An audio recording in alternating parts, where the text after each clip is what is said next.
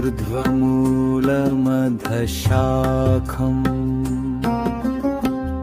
अश्वत्थं राहुर्व्ययम् छन्दांसि यस्य पर्णानि यस्तं वेद स वेदम् अधश्चोर्ध्वं प्रसृतास्तस्य शाखा गुणप्रवृद्धा विषयप्रवाला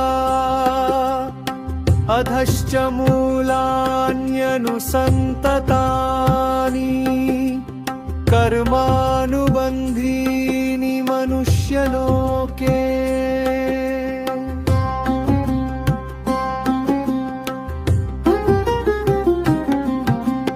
न रूपमस्येह तथोपलभ्यते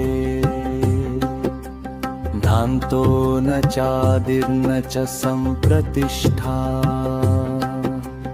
अश्वत्थमेनं सुविरूढमूलम्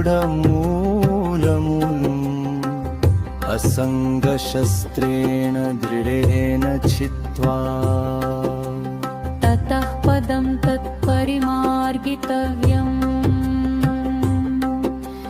यस्मिन् गता न निवर्तन्ति भूयः तमेव चाद्यं पुरुषं प्रपद्ये यतः प्रवृत्तिः तिस्रता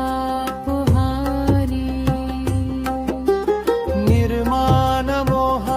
जितसङ्गदोषा अध्यात्मनित्या विनिवृत्तकामा द्वन्द्वैर्विमुक्ता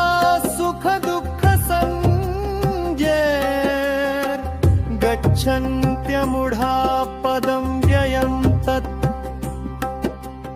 न तद्भासयते सूर्यो न शशाङ्को न पावकः यद्गत्वा न निवर्तन्ते